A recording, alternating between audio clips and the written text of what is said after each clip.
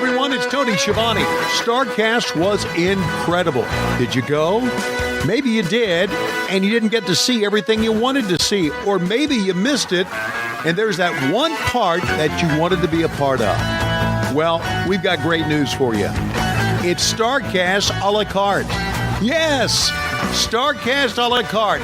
Starting at just $4.99, you can see a program you missed or maybe one that you wanted to see again. Hey, Conrad and I had a blast bringing What Happened When to Starrcast. And who knew that I could sing that well? Or who knew what really happened between Tommy Young and the Barbarian? To be a part of an event that will be talked about for years to come, go to fight.tv and check out all the shows that you can order, all a la carte. Once again, go to fight.tv. Prices start at only $4.99. And thanks very much for being a slapdick, and thanks very much for your great response to Starrcast in Chicago during All-In Weekend. Today's episode of What Happened When is brought to you by SaveCade.com.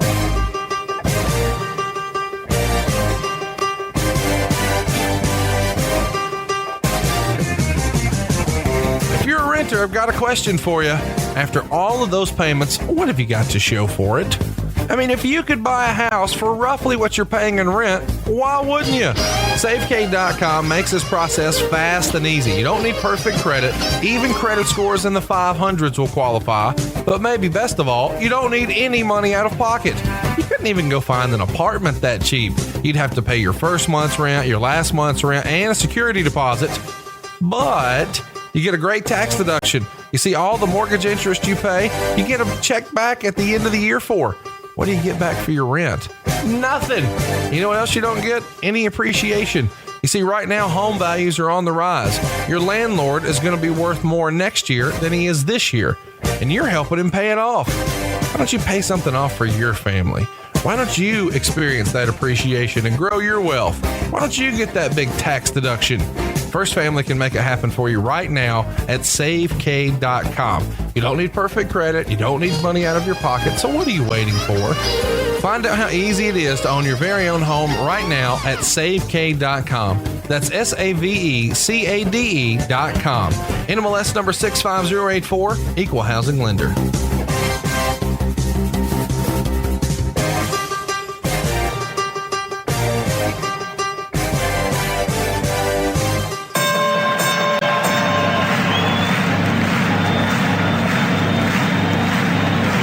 Gentlemen, welcome to the main event. Welcome to WHW Monday. Tony Schiavone and Conrad Thompson. Jim Crockett for Starrcade, 605 NWA. TV title, Cajun Omni, the Bunkhouse Stampede. Flair and Horseman, Garvin, Bogey, Magnum, Dusty, Express Tag Team. Turner, Bond, Mid-South Joy World Championship Wrestling. Talking about the great years of World Championship Wrestling, the NWA, and Jim Crockett Promotions. Tony and friends North they win. Look, Schiavone's back again. World title split off center stage. Bischoff, Disney, Hogan, and Nitro. New World Order and the Crow. Thunder, Russo, Arquette Champ, Vinnie Mac, simulcast. Tony's back with Conrad, not your classy podcast. Watch along, try not to laugh. Lowest rules can't pass. This wasn't the initial plan. Tom Zigg's a good-looking man. Klondike Bill, make a chair. Tommy, you come over here. What happened when? WHW Monday. And now, let's go to the ring. And here's your co-host. Hey, it's Conrad Thompson. Hey, it's Conrad Thompson, and you're listening to What Happened When? Monday on the MLW Radio Network. I guess it's only Monday if you're here on Patron. Otherwise, it's Wednesday. Tony Schiavone, what's going on with you, man? How are you? Conrad, it's good to be with you. And as always, it's good to be sitting in the Conradison because that's where we're doing our broadcast from today. I'm excited about being in Huntsville, Alabama. It's been a long time. Yeah, it has. I'm glad you're back, and we got in a routine of doing this pretty regularly, and then you got big time on me, and but thankfully, well, I've got a job. You know, I got things I've got to do. Yeah, I've got a job. No, I think you've got 1,000 jobs. Well, okay, I've got 1,000 jobs, and it just so happened to work out that I'm driving around this weekend in SEC country, and so I thought I could stop by after the Lord's country. Yeah, I would agree with that. So let me ask though, how many of these jobs do you think you'll have after this coming weekend? It's a real question. Yeah, I know it's a real good question. That's why I'm going to wear a disguise. You know, I'm glad you brought that up because I've been doing a little bit of research and I found that if you really want to go all out this weekend in Las Vegas, what you need to do is go to the wrestling section of mustacheparlor.com. This is real. You can use the Creator Wrestler order form, upload a picture, and receive your gimmick in just 2 days. Now, everybody else can use this for Halloween. So if you're not sure what to do this Halloween for all your fun costume parties, well, you just go to the wrestling section of mustacheparlor.com and you can be transformed into your favorite wrestler or a wrestling legend or whatever you're looking for. And it can be done by a Hollywood journeyman barber. Now, all you need to do is go check out mustacheparlor.com. And I want to just let you know, this is super legit. It's owned by a third-generation barber and a wig maker with credits from Disney, Universal, ABC, CBS, AMC, Netflix, Broadway tours, the whole deal. And these mustaches, by the way, they're human hair. They're handmade. And you can even call or email for a free consultation.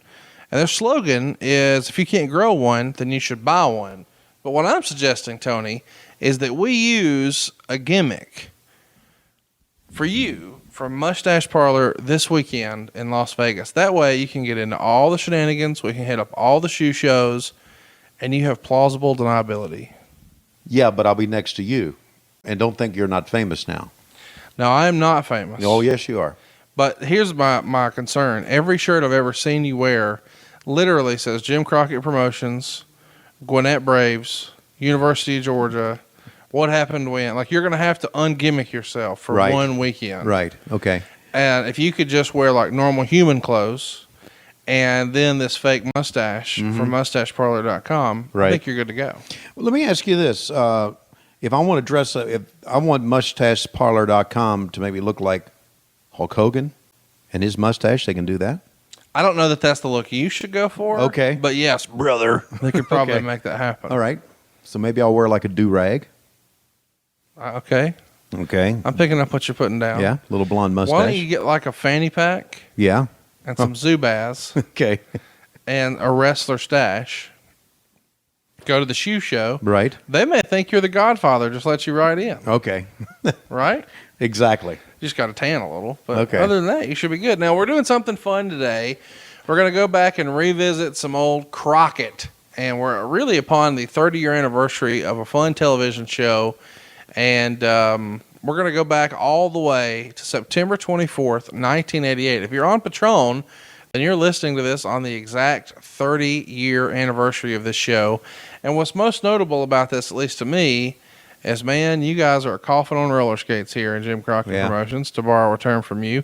You're just a couple of weeks away from being done. And this is right before the Turner sale, right? It's right before the Turner sale. And, of course, it's in the midst of all of us knowing that we're going to be sold to Turner. And what I remember vividly about this month was I wasn't sure I had a job.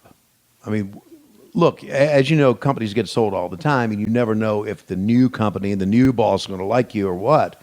So I was very concerned about my job at this time because I'm thinking, well, if Turner buys it, maybe they're going to want to start fresh and have new faces, and I was very concerned about it. So this was a very, very tough time for all of us, really. If you were thinking they needed some fresh faces, it's too bad mustacheparlor.com wasn't around back then. You could have came in disguise, Right. called yourself Anthony, Right. and maybe they would have Anthony Schiavone, Right.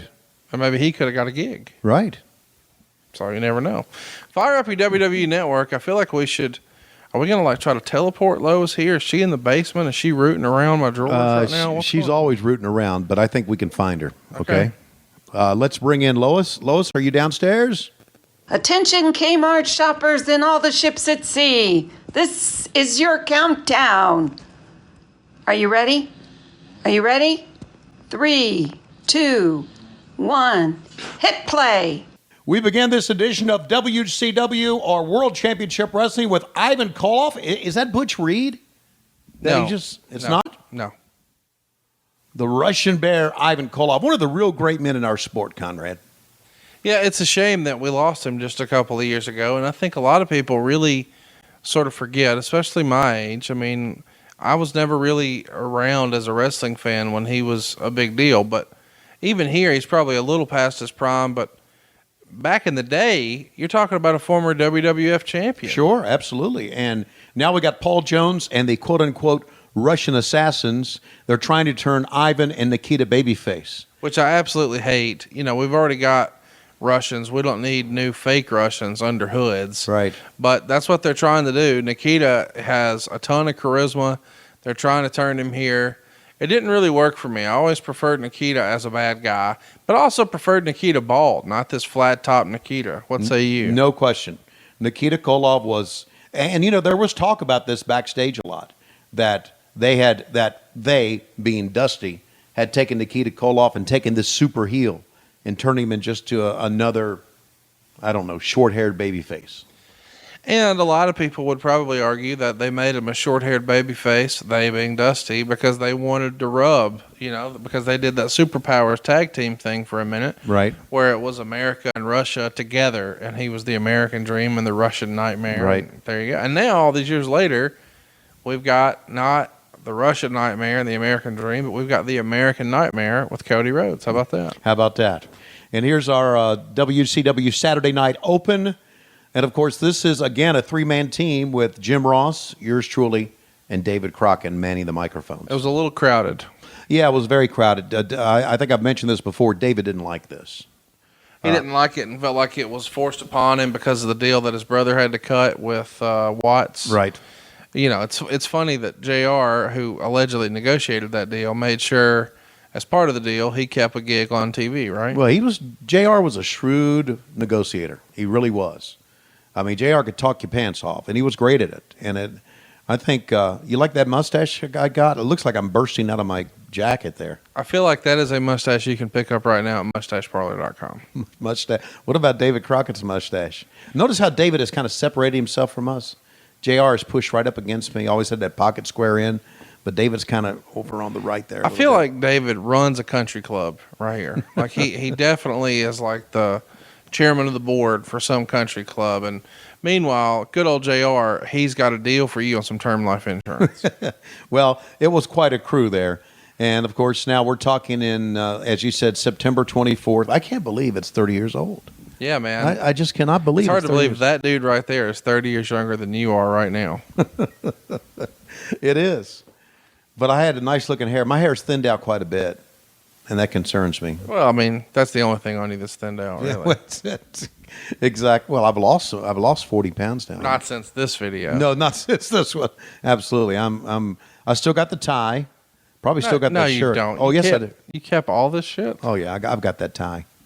Okay, the Road Warrior's going to face the Menace #1 and Menace #2. What the fuck is this? You know what I mean? Menace. It's no wonder you guys went out of business, by the way. Menace 1 and Menace 2. Who named these fuckers? I guess Dusty did. Holy shit a moly. Probably, yeah. I mean, it had to be. Had to be. Yeah, Menace, and there's... And hey, real question, when JJ left, who sort of helped Dusty? Like, I know that JJ was sort of like Dusty's, for lack of a better word, I don't mean this disparaging, he was like his assistant. Like, he kept all the notes straight and kept the booking sheet straight. So Dusty was sort of a broad strokes, big picture guy. The finer details he really left up to JJ. Right. When JJ leaves and JJ goes north and he goes to work for Vince McMahon, who sort of assumes that role? Well, when JJ went north, I went north too. So I was right behind him. Jody Hamilton, Kevin Sullivan were kind of his right-hand men. Doomsday Device. Wow. That was fast, quick, and dirty, like a Road Warriors match should be. Yep.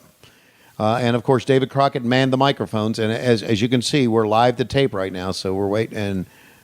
By the way, let me just tell you. Look at Hawk. I mean, look at Animal. He's blown up. 3 minutes to match. He's all blown up. This Road Warrior Animal haircut. Mm-hmm.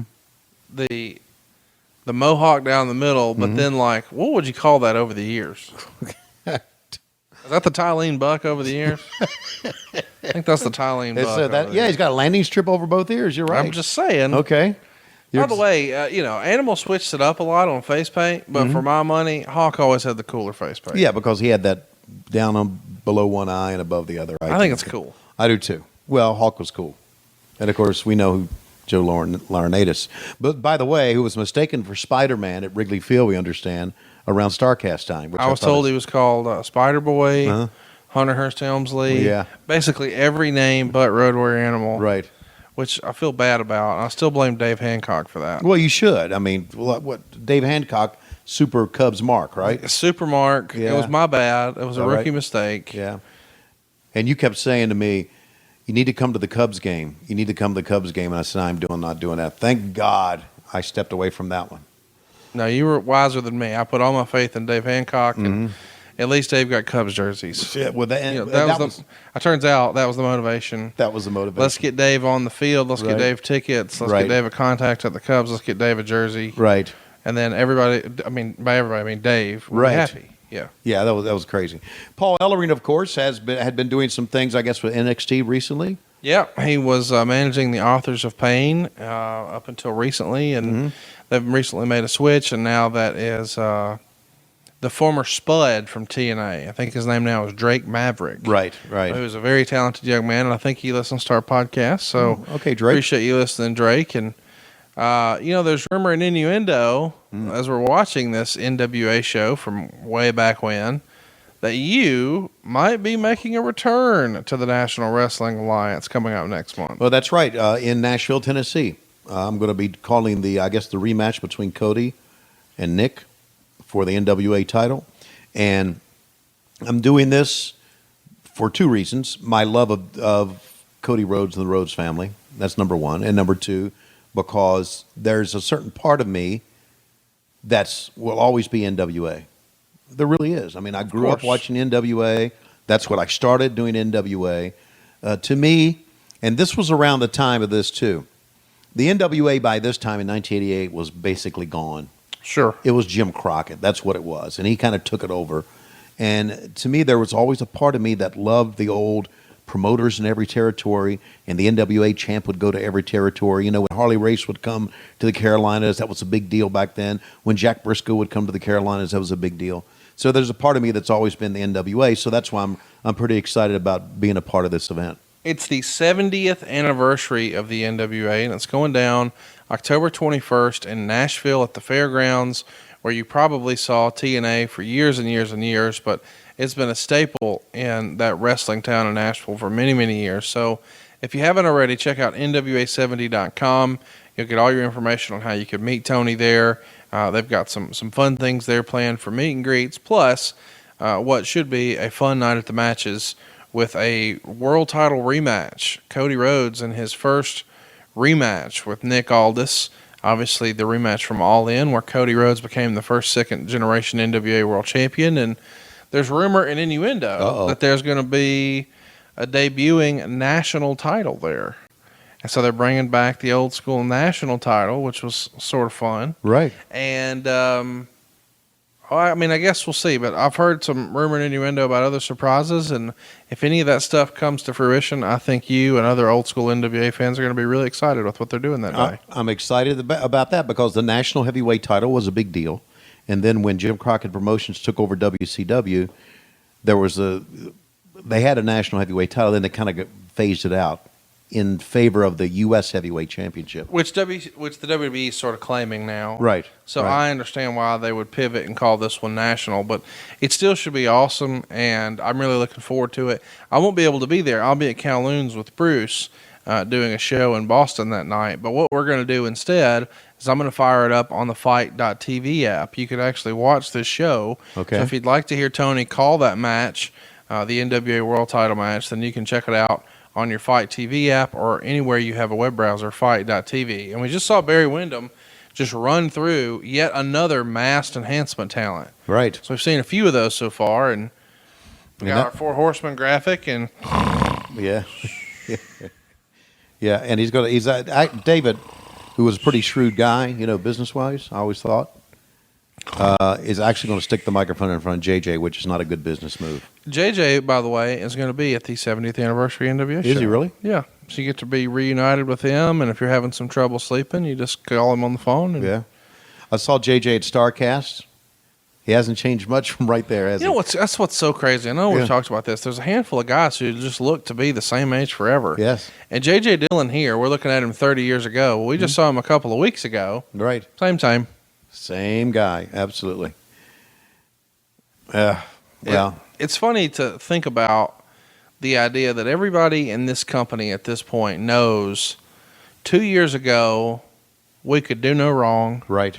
We were making more money than ever before. Exactly. Paychecks are bigger, payoffs are bigger, towns are bigger, gates are bigger, pay-per-view is here. It's just insane the amount of money that this company generated in 86 relative to almost every other year. Right. 84 was a record year, 85 beat it. 86 was the best year ever. 87, it takes a little bit of a dip. And by the time anybody realizes that they need to pull the nose up in 88, it's too late. Yeah, I think it's odd that you would use the term "pull the nose up." That makes me think of the 2 airplanes that we had, which sucked all of our money Absolutely. out of us. And that's what's weird is, and I think a lot of business owners probably fall into this, they just get used to winning, for lack of a better word, for so long that they're just really managing the top line. Mm-hmm. And so you're used to seeing the same amount of money come in, and you don't ever really make any cuts through the middle. And as your top line dips a little bit, you still want to be positive because your win is so fresh in your mind. It was just 2 years ago. It was just 18 months ago. It was just a year ago, whatever it was. Right.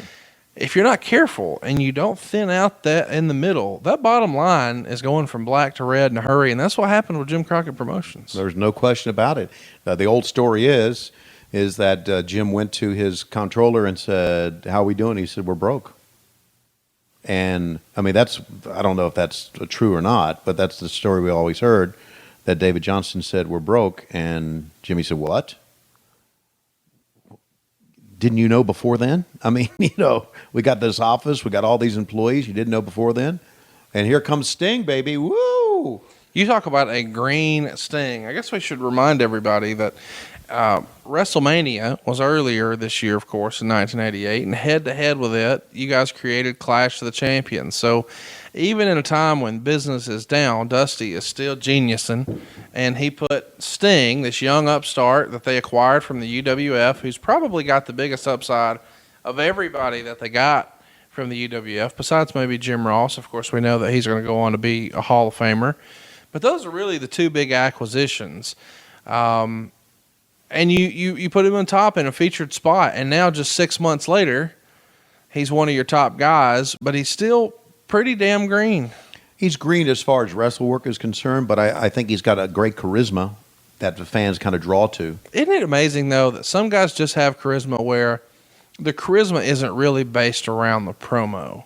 And what I mean is, like, whenever Ric Flair came out, yeah, he was exciting and he was fun and he had a swagger about him, but it was the words he said that you really hung on. Right. Whereas Sting has this innate charisma, but nobody can really tell you their favorite Sting promo as far as words. Don't get me wrong. I'm not saying that people don't remember, the only thing that's for sure about Sting is nothing's for sure. Okay, I get it. But most of the time, it's just beat my chest and yell. Well, that was the old Sting. And I think if you take a look at Sting throughout the years, I think the most charisma Sting had was when he said nothing. It's just so fascinating to me, though, that sometimes it's one of those deals. It's almost like the English language sometimes, where sometimes you pronounce it this word and this way, and sometimes it's other. So is it read or read or whatever? Right. I mean, it's the same, but it's different.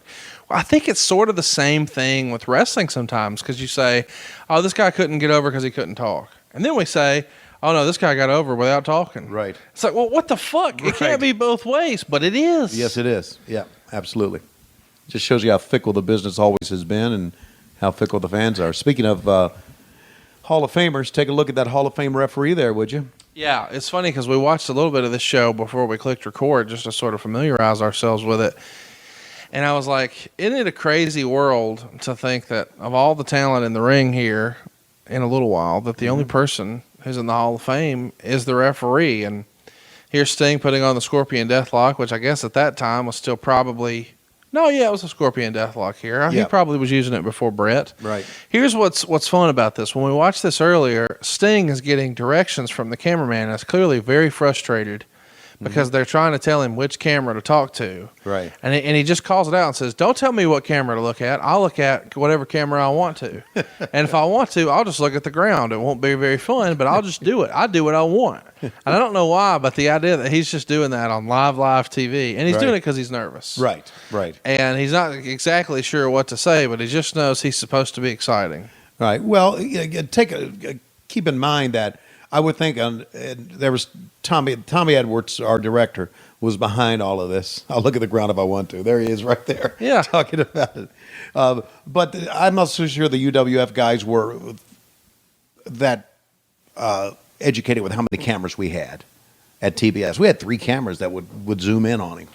You know, one would be a 2-shot, one would be a 1-shot. And back then, nobody did a walkthrough. It was just go out there and do it. Go out and do it. Which Absolutely. is just, I mean, when you really think about it, like, who produces television that way? At that time, I don't know, they say, oh, that was common in wrestling. But this, you know, when you're talking about the TBS product here, this is a television product. This is not just wrestling. This Right. is a TV show now. Right. There's not another show on air that doesn't tell the performers, now, you'll look at this camera. Right. Or you look at that camera. Right. But here it's just, you got 3 minutes, baby. Hit him with your finish and Right. then do a promo. Exactly. That's it. That's what it was. That's exactly like Jim need to button his coat there. No, I mean, we're talking about buttoning the coat, and look at the set. It's just banged up from travel and transport, and there's no costume or set, or, I mean, nobody working on anything. How would you describe Jim Cornette's attire here? Wow, it looks like kind of Willy Wonkish. He's bringing in the Midnight Express. He had Sansa belts on, Yes. purple shirt, red tie. I mean, that's right out of Willy Wonka, right? How about those blue NWA tag team titles? Right, We wow. saw those recently at Starrcast. Yeah. You know, well, here I am in Huntsville, Alabama, and there's one of Huntsville's favorite sons besides Conrad Thompson, beautiful Bobby Eaton, who also has what? They got the U.S. tag belts. and the world tag belts. And the world tag belts. The U.S. tag belts are actually with a private collector down in Florida now, I believe. And those are, I've always been a fan of the colored straps. Yeah. Now, these days, I think people really sort of shit on the WWE for doing, you know, like a lot of the belts, like for the women, for instance, they're white belts, White but belts. it's black. I mean, it's red or blue Right. behind the main logo.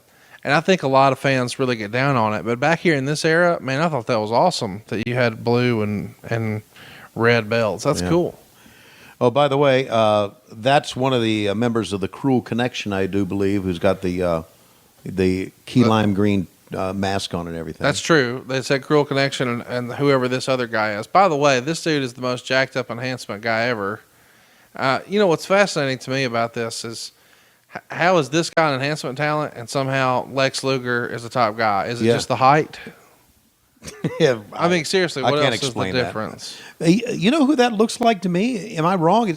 That almost looks like Chip the Firebreaker. Remember Chip the Firebreaker? Firebreaker Chip. Firebreaker Chip. Yeah. Okay. That almost kind of looks like him. But he was jacked up, wasn't he? Dude, this dude is like jacked to the gills. Holy shit. I mean, this is 1988, and he hasn't had a carb since 68. Absolutely. Oh, God. Meanwhile, Bob Eaton's like, look at this Mark not eating carbs. Give me some tater chips, Jimmy. And get the belts. It just goes to show you, you know, sometimes wrestling talent's wrestling talent. It doesn't matter. Yes, you're exactly right. Wow.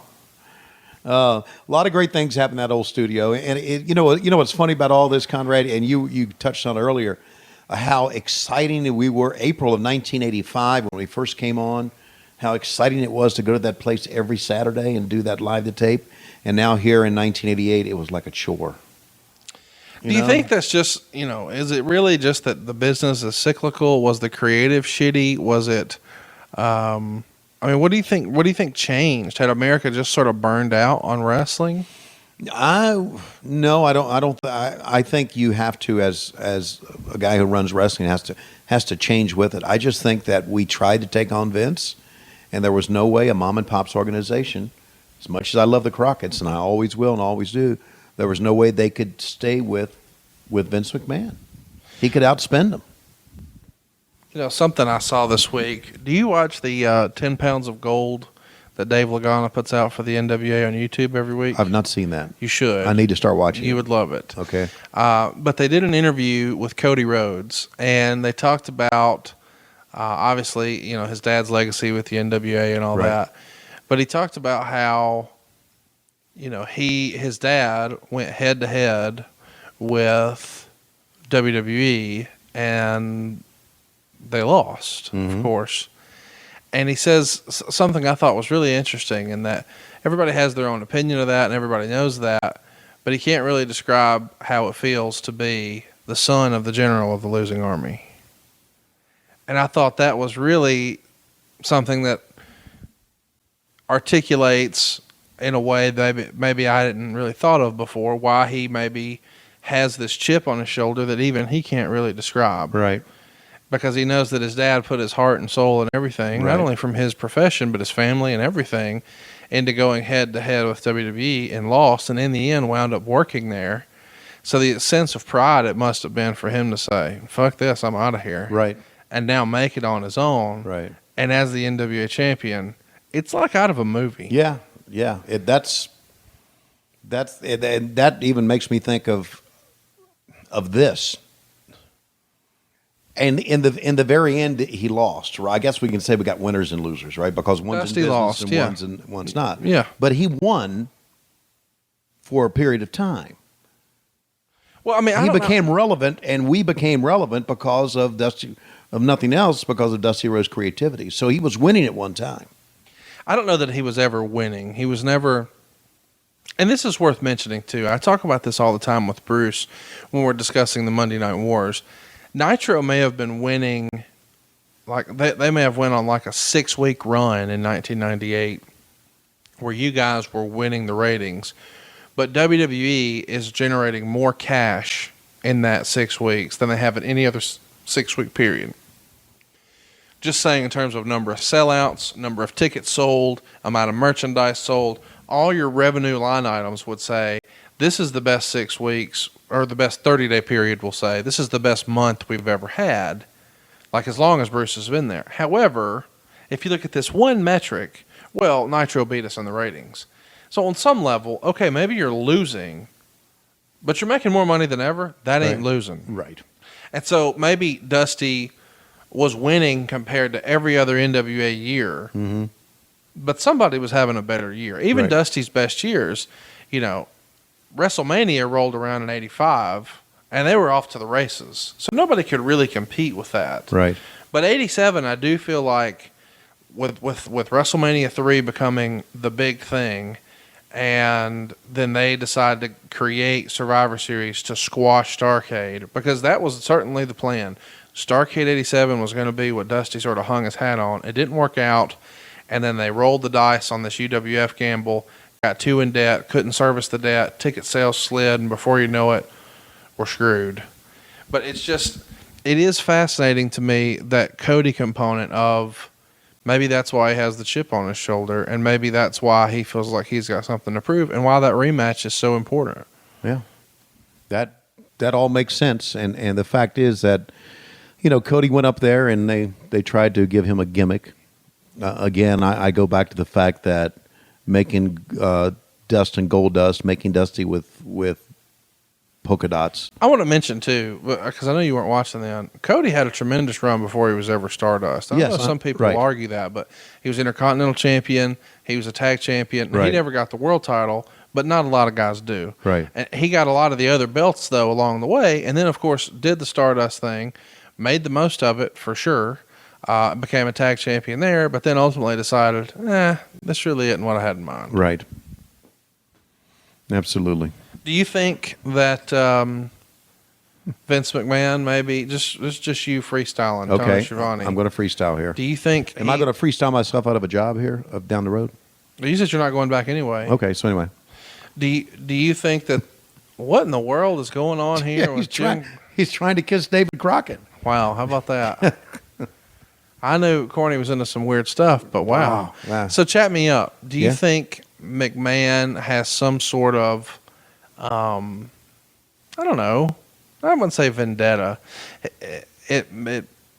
It's enjoyable for him to try to humble or embarrass or humiliate the Runnels family? Because you were just saying, Oh, yeah. polka dots, gold Right. dust, stardust. Yeah. Do you think part of him just feels like, even 30 years later, now that he's won the war and it's all dead and gone and Yeah. whatever, he still just likes the idea of having it on a string? No question. Really? There's no question in my mind he loves that because, I mean, nobody's going to knock him off now. He's he's a senior citizen. He's got all the money he'll ever want. He's got the lifestyle he wants. He has won the war, and now he's just fucking around with people. And he was just fucking around with people back then. You know, I tell you the story that Bruce said, we're bringing Dusty in polka dots. And I said, you're full of shit. He said, no, we're serious. And the thing about it is that Bruce knew it was fucking silly. But Bruce, being a company guy, tried to sell it as being serious. Well, I'll tell you this. For better or worse, Dusty got it over. Of course he did. And for better or worse, Dustin got Gold Dust over and is now one of the more iconic characters in the history of the company. No question. And, no matter what anybody says, Cody got over Stardust better than they ever thought he would. Right. Like, when you hear the idea, you think, oh, this is the shits. But then you see Cody's execution of it, and you're like, well, he committed. Right. Unlike maybe Red Rooster. Right. Well, you know what I mean. You can't compare the Terry Taylor to the Rhodes family, but Vince would say the same thing that you're just saying. He said they got it over. Dusty got the polka dots over. And that would be Vince's retort. But I'm still saying he liked to fuck around with the Rhodes family. Well, here's somebody everybody likes fucking around with. If you haven't watched this promo with the sound on, go back and watch Lex Luger here stumble through this.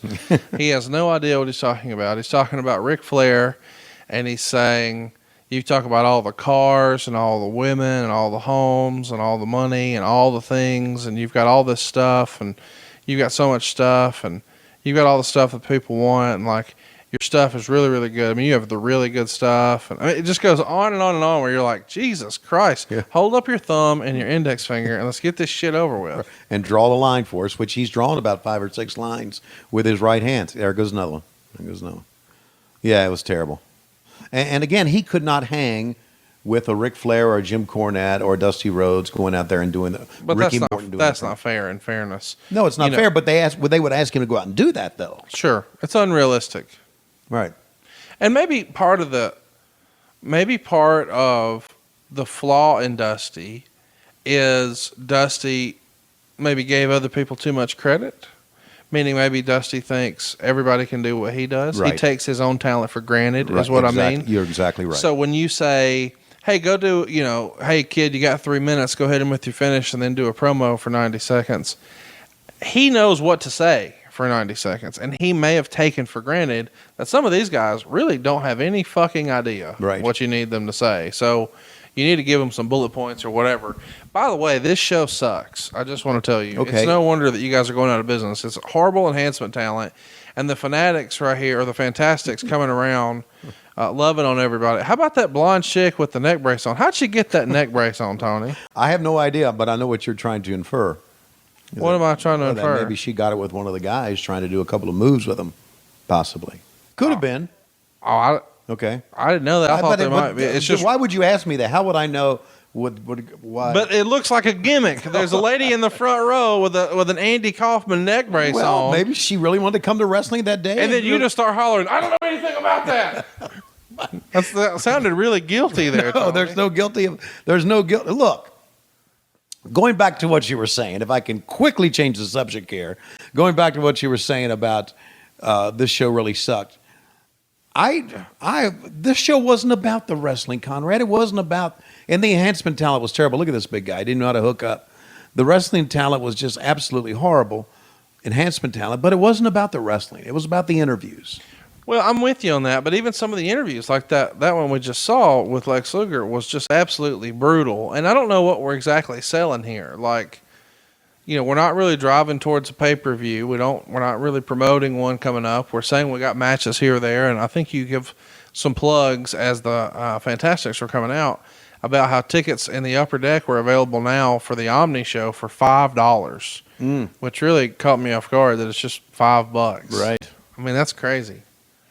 Wow, I don't even remember that. Ticket fees are $5 Yes, now. yes. Not the tickets. Yes. The fees Exactly. are $5 now. Yeah.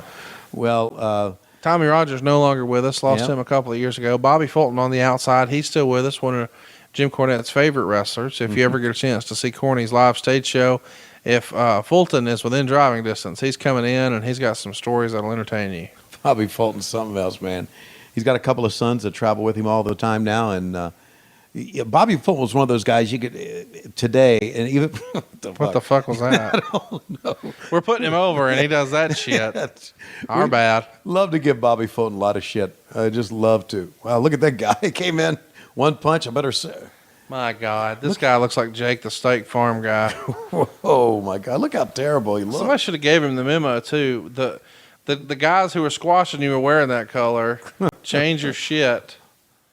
That is the worst pretend rocket launcher ever. Of course, we saw that a lot with the Midnight Express, but at least there they even touched the guys, but not the case here. What'd you think of everybody doing that Fargo strut? Yeah, Jesus. I mean, that became one of the most relied on crutches in wrestling. Yeah. Jeff Jarrett, Ric Flair, Buddy Landell, obviously the Fantastics, and I think everybody down here assumes that it's Fargo they're all ripping off. I don't know. Okay, this is a play a little bit on kind of what we had the hot open, when we had Nikita Koloff come out and help Uncle Ivan. So now Nikita is into the ring. He doesn't even, and he's still big here, but he doesn't look as big as he used to. No, because he's not. I mean, he's clearly cycled off. I don't mean to be a know-it-all, but you can tell that the dude is just, like you said, lost a lot of mass. Right. And he doesn't look nearly the same. And I just don't think this Nikita is as interesting or exciting. Yeah. I mean, before he was like our Ivan Drago. Right.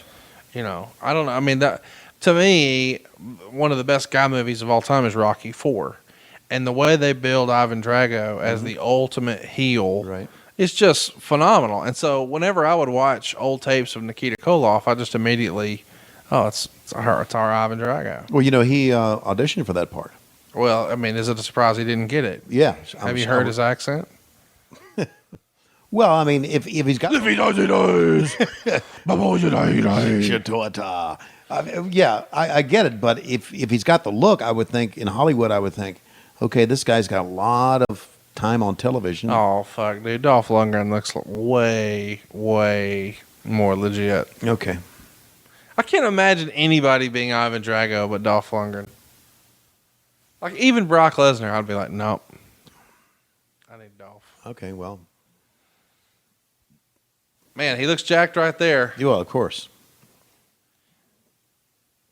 It's weird that Nikita is somebody who really, I don't think, gets talked about enough in that WWE universe. What do you think that is?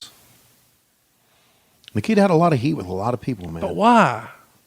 I mean, I know the Horsemen hated him because he didn't want to sort of be one of the boys behind. By the way, you thought the Luger promo was bad. Mm-hmm. This shit right here. Yeah. Yes. Oh, my God. He's all over himself with the worst accent ever. It's almost like when he left, he quit taking steroids and speaking Russian. So he's trying to be a babyface heel. How you say? He'll do that a lot. How you say, David Crockett? How you say broke, David Crockett? How you say testosterone, David Crockett? I have lost my testosterone.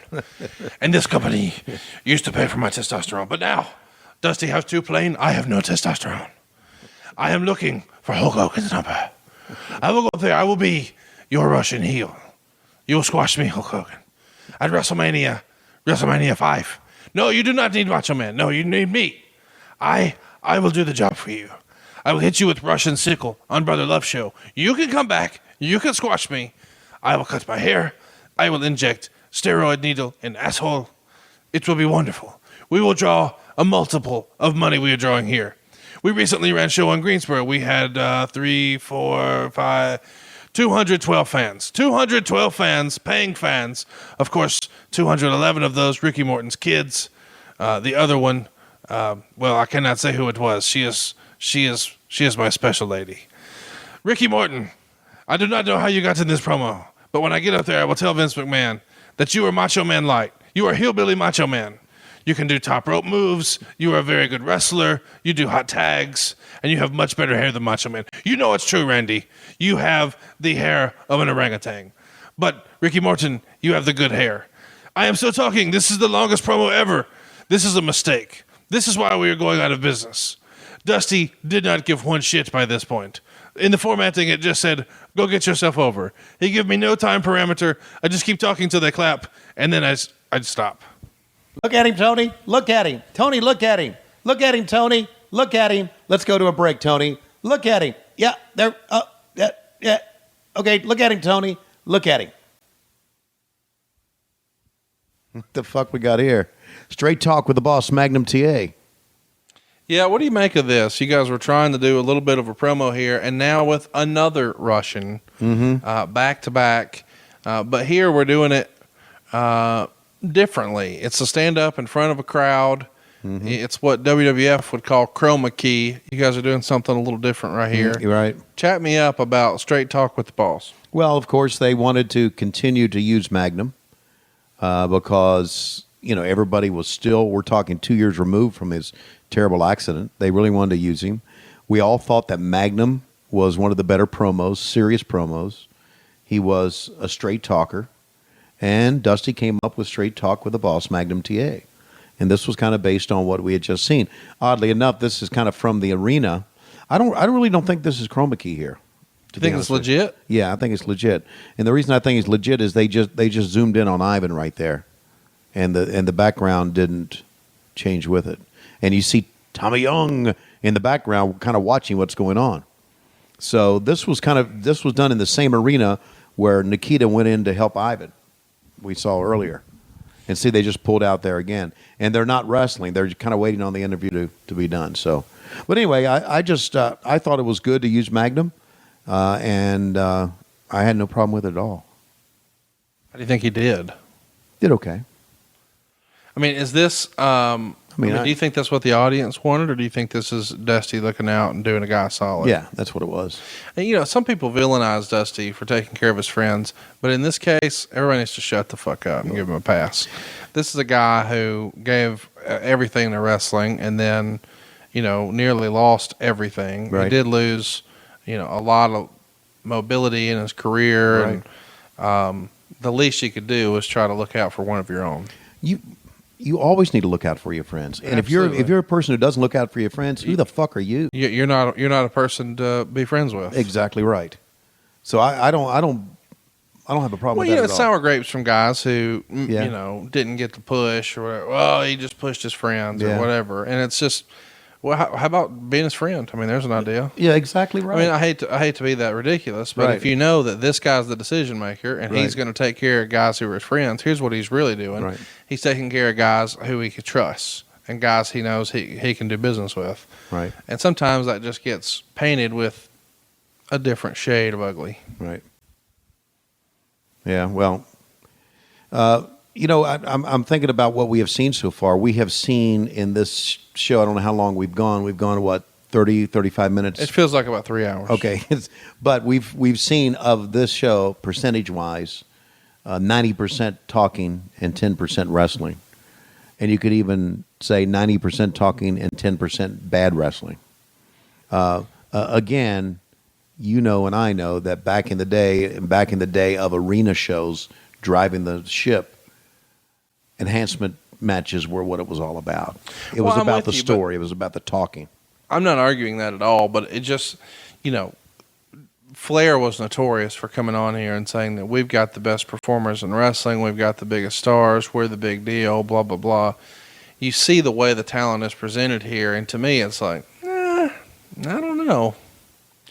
I still think the bigger stars are on the other channel. Okay, Dr. Death and Brad Armstrong. Holy Taking on shit. Terry Jones and Keith Steinborn. This is exactly what people are looking for. Yeah. I don't know who's in the ring right now with Armstrong, but he has got a sweet Marietta mullet. That's Terry Steinborn, I believe. No, that's KS.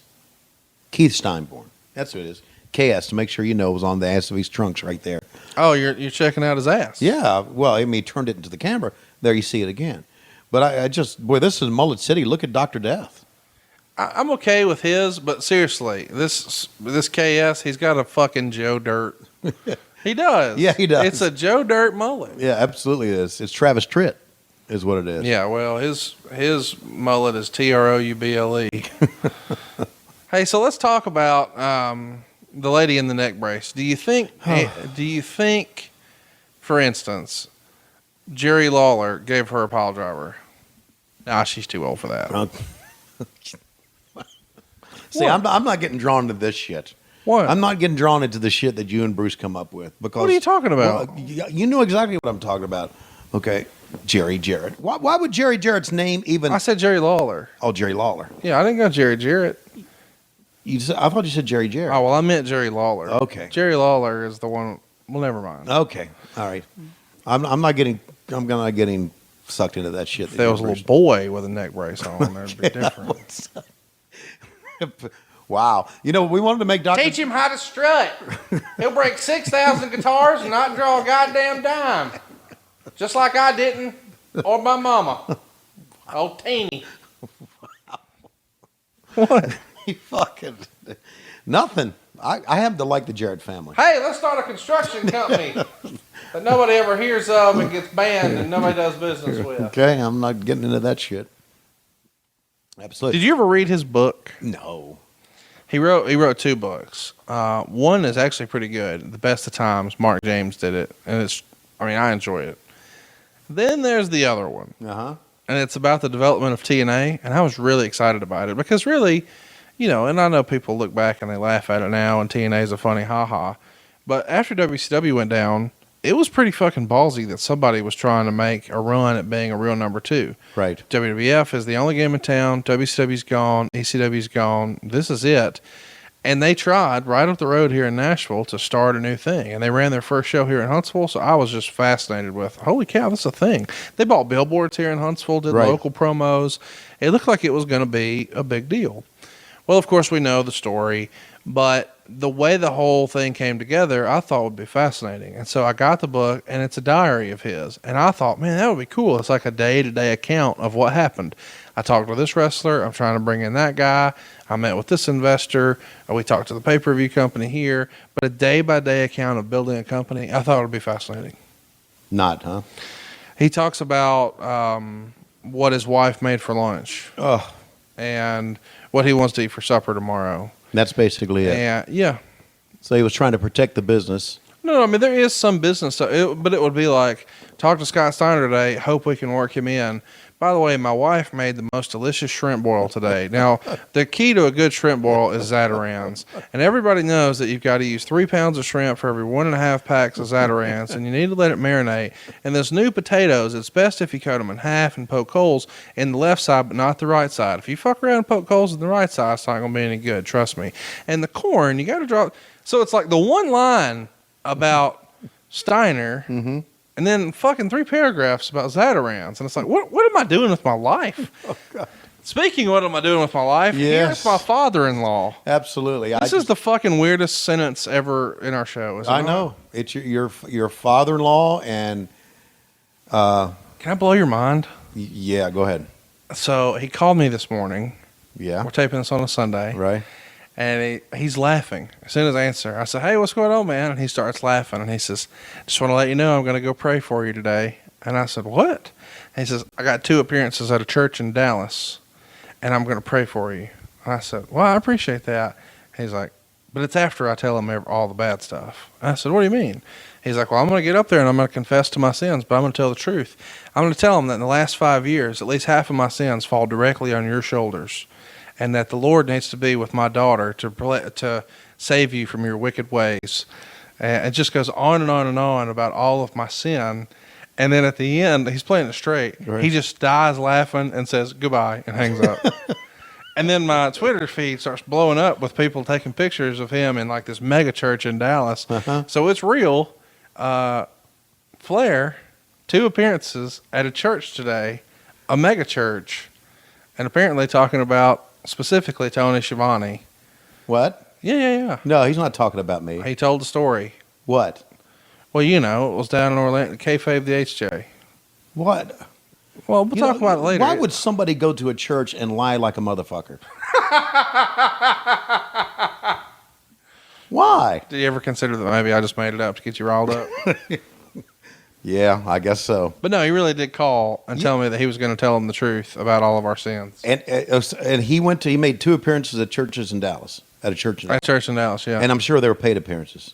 I mean, I don't know. I mean, here's the deal. I know that Flair is I mean, he died and came back to life. Right. So who we're talking to these days is Zombie Flair. Right. But Zombie Flair, like, wears a cross and says his prayers every night and carries a prayer card in his wallet. And What? he doesn't drink. No. Zombie Flair is a different dude.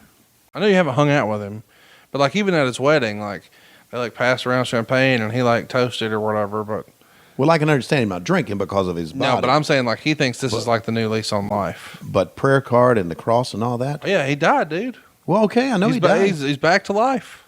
He wants to like not waste it now. So I doubt that the church thing was even paid. I think Flair's just like, hey, I need a big house. What's the biggest church in America? Now he's on TV here 30 years ago talking about, I got lizard shoes. I got the big Rolex. I got the big gold. I mean, he's doing the Jimmy Swagger 30 years ago. Yeah, right. And now it's legit 30 years later. My God. No, it's real. It blows my mind. It just absolutely blows my mind. It does. I mean, you know, Vince McMahon used to tell Bruce, hey, this wrestling shit's getting played out. We should do some tent revivals, make some real money.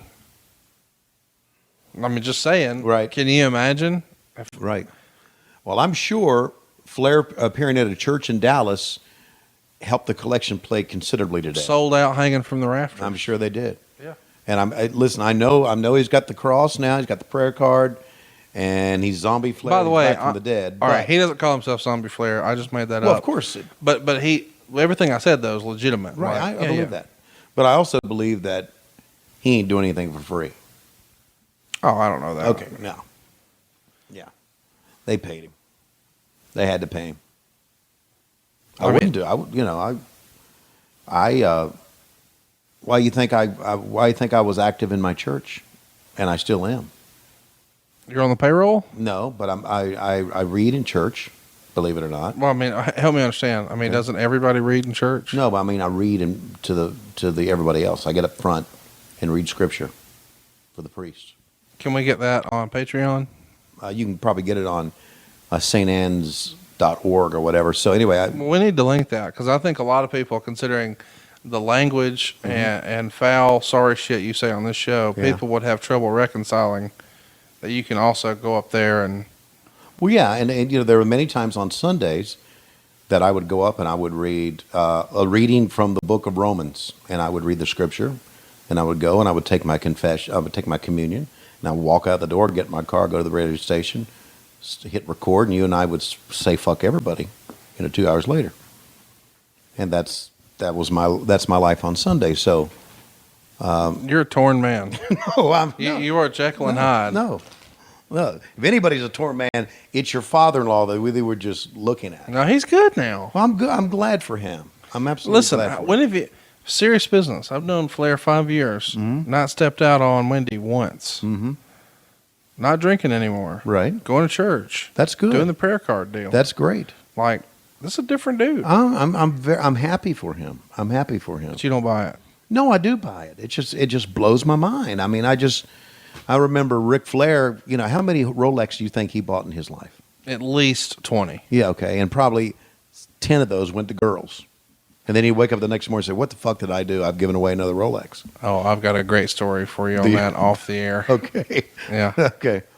So I mean, it's just he was just there was nobody like him. And This is the match we were watching earlier where I was like, who would have thought with all this talent? right. Rotunda, now one of the big agents with the company. Kevin Sullivan, one of the architects of Nitro and the NWO. And Rick Steiner, arguably one half of the greatest tag team of all time. And the Hall of Famer, your referee, Teddy Long. Teddy Long. That's just absolutely amazing. Belly to belly, and what did he do just there? 1, 2. What the fuck was that all about? I don't know what's going on here. Why is he not finishing him I off? have no idea. It's like, well, also I want to let you know that on the other side there, one of the 3 enhancement talent is a kid named Gary Royal. Gary Royal did a lot of jobs for us throughout the years.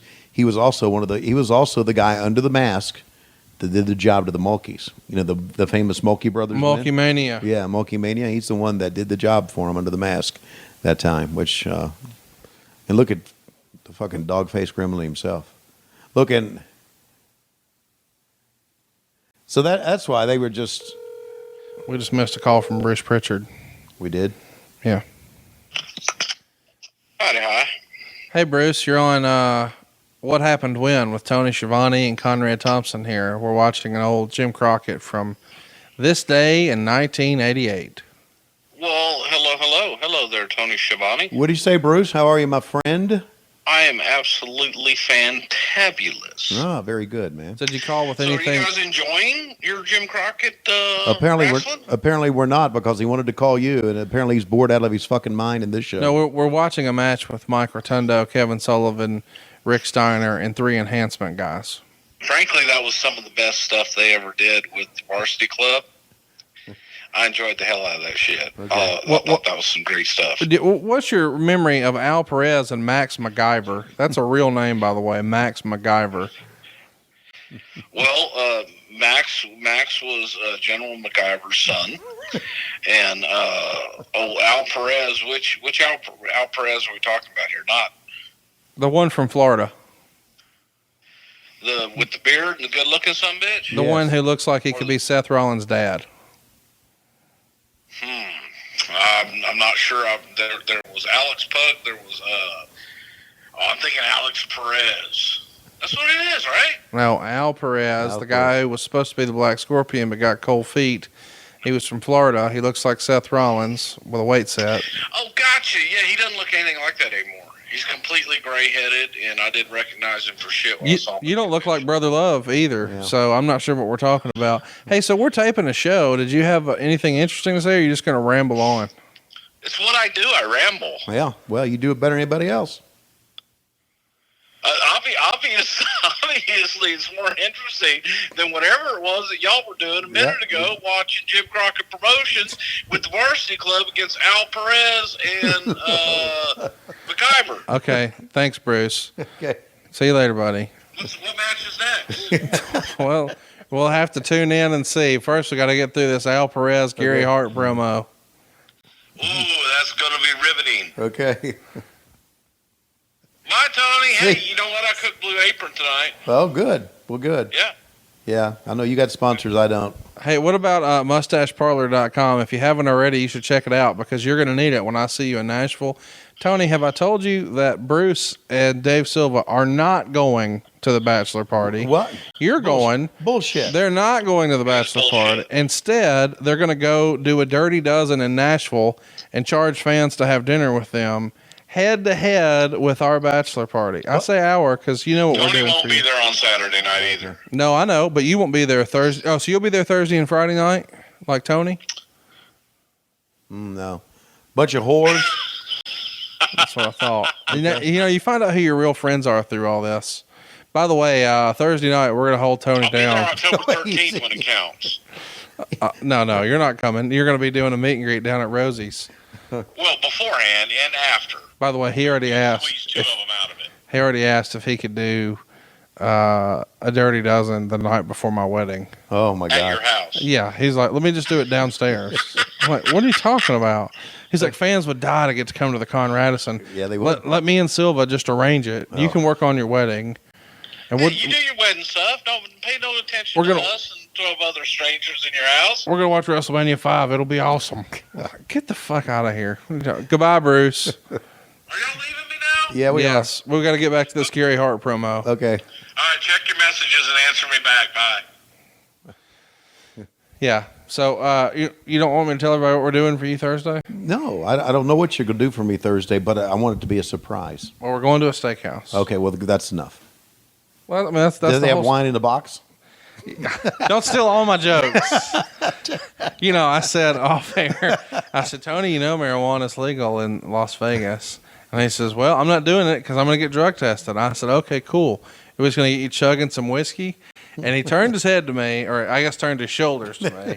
And he says, I was like, I know, white wine spritzer. And he laughed. And then I said, maybe a Michelob Ultra. And he laughed. And I said, oh, I know what you'll do. Since it's a steakhouse, you'll try to be fancy. And you'll be like, hey, let me order that wine that Lois does. Hey, what color wine is that you drink out of the box? Give me give me a red. I want the red box wine. And so now for the rest of the day today, he's been joking about how he can't wait to get to Vegas because he's going to get some red box wine. Red box wine. The Russian assassin, one was Dave Sheldon, I guess, who was the fallen angel or whatever. The guy in there right now looks like Casio Kid. Yeah, I don't know who he is now. But then, of course, there is meat hit of the year, Gary Cortinelli. Gary Sabal. I fucking hate this. This feels like Glow. You remember like the really cheesy, corny shit that Glow would do sometimes? Yeah. That's what this feels like with this Russian Assassin 1 and 2. Right. And Under the Hoods. Well, they were trying to figure out a tag team that Ivan and Nikita could come together against, right? Well, what's wrong with everybody else? What's wrong with everybody else is right. Absolutely. And of course, this is when you've got Rock and Roll Express, Midnight Express, Fantastics, the Steiners, Road Warriors. I mean, you've got all these tag teams, and you're like, oh, we just need the one more. Yeah. No, you don't. no, not only that, the enhancement talent is so bad. This kid that they're By the beating way, up. look at this. Paul Jones Okay. gives Russian Assassin Casio Kid something. He puts it in his mask, Yeah. and he headbutts it with him. It doesn't hurt him, even though it hit his head just as hard. Right. But murders the other guy. Right. Here's something I noticed the other day when I was watching Nitro. I was watching it with Bischoff, and Hurricane Helms went through a table at ringside, and the minute the table collapsed, he immediately fell asleep. And I've always just been fascinated by that if you go through a table and you break it with your hips and lower back, you go unconscious. It's almost like, in boxing, they say that everybody's got like an off switch. Right. And if you get hit in the right spot on your chin, like you're going to fall asleep, Right. like you're going unconscious. Right. But maybe that exists in our butts. Yeah, we got an off switch in our ass. Yeah. Yeah. Now, I knew that Lois had an off switch in her ass. Boy, does she ever.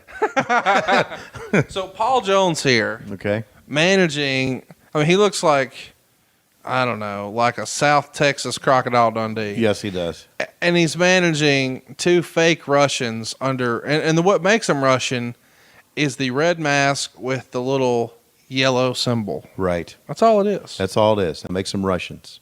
Paul Jones was another guy that Dusty Looked after. Looked after. And why not? Paul Jones, Paul Jones at one time was a big star. He really, really was. He's wearing the Seinfeld puffy shirt right now. Yes, he is. Absolutely. And of course, it wasn't too long ago that Paul Jones came out with the Hitler gimmick on, with the riding crop and all that stuff. In my head, Paul Jones is a guy, and I'm not saying this is a drug reference. I mean it absolutely as I say it. I feel like this is the type of guy who rolled his own cigarettes. No, I'm not so sure. He did. He was another big Amway guy too, by the way. He tried to get me to buy Amway or something. Amway. He was into washing powders. Yeah. How about that? Paul Jones was big into Amway, and I had a lot of great feelings about Paul Jones, who passed away. He passed away the same time Bruno Sammartino did. Yeah, this year. very unfortunate that we lost him this year. And we see the credits rolling here, and when we saw it earlier, I said the production engineer, his name being Phil Dickey, sounds like an alias that Ric Flair used to use checking in the hotel rooms. It's not. There really was a Phil Dickey.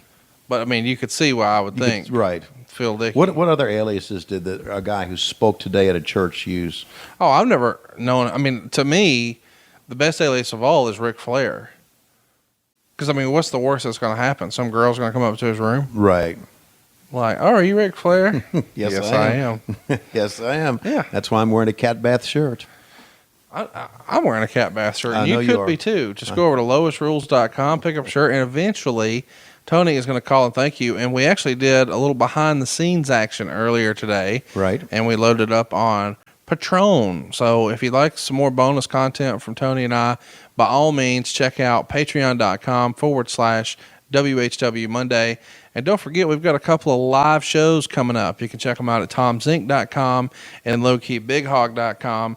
We're not only going to be in Nashville, we're also going to be in Charlotte. At the Comedy Zone in Charlotte, absolutely. I'm back in Crockett country after all these years talking a little wrestling. That's going to be fun. Have a lot of my friends come to see that, and you and I have got to put together a couple of real good shows because we want repeat business. We had one. You and I have had one live show. We had Bruce with us. He kind of bailed me out, and we were in Dallas for that one. Yep.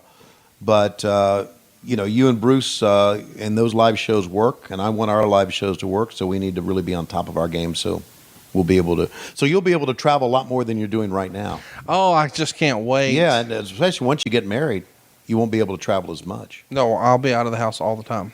No, you won't. No, that's what Bruce has told me is the key to a successful marriage, is to never be home. Well, that's true. He's right, and that's why. So I didn't realize that when I got married, I had to leave my own house. Right. But I guess that's the deal. That's why Lois and I have been one of the reasons, because I would go on the wrestling trips and baseball trips and go out with the Georgia Bulldogs and do things like that. That's helped out our marriage. It really has. I don't think there's any question. But in the early stages of you being married, you're not going to be able to go out of the house as much as you think you are. So we'll call and check on you now and then, see how things are going. Well, send help. I'm looking forward to it. You think this is the last? Because we're going to go ahead while you're here, and we're going to record next week's show too, because you and I are going to be knee deep in sin this time next week. Well, I thought we're just going to a steakhouse. Yeah. That's what I said. Okay. The name of the steakhouse is Sin. Oh, okay. Well, good. So we're going to be knee deep in that. Mm-hmm. Anyway, is this going to be like the last people hear from you for a while, you think? Do you think next week could be the last ever What Happened When? Because you think maybe that I'll choke on a steak in Vegas or something like that, or miss my flight because of, I don't know, some turbulent. I don't know. I've been to Vegas before. I always seem to make it back. You haven't been with me. Good God. I can't wait. My fucking life is over. What happened when Tony got divorced? Find out next week on WHW Monday. Tony, I've had fun visiting some old school Jim Crockett, but when I look at my watch, I can't help but think it's about that time. Yes, in the middle of the ring, Tony Schiavone with a handful of boar's head bologna. What's he going to do with it? Oh, my God, we are desperately out of time. Tony Schiavone's marriage and his life and his jobs are over. We'll see you next week on What Happened When Tony Schiavone Died. Yes, hello. My name is Sherman Cope. Promotional consideration is paid for by the following. The geniuses over at What Happening When are now on Patreon. Go to /WHW Monday. There you'll be able to find new super exclusive content every week. Behind the scenes videos of the inner circle and so much more that any wrestling fan, like myself, would find, well, quite remarkable. And by LoisRules.com. The Queen of Booze and Dog Hair has the claim of having one of the hottest sites on ProWrestlingTees.com. Also, check out BoxOfGimmicks.com. I have exclusively decked out my entire laboratory with some of these amazing items. I drink my tea out of my very own doot mug. My low-key big hog apron helps keep me safe from all the hazards of working in a lab. And I stamp every FedEx package I send out with my stack of 83-week stickers.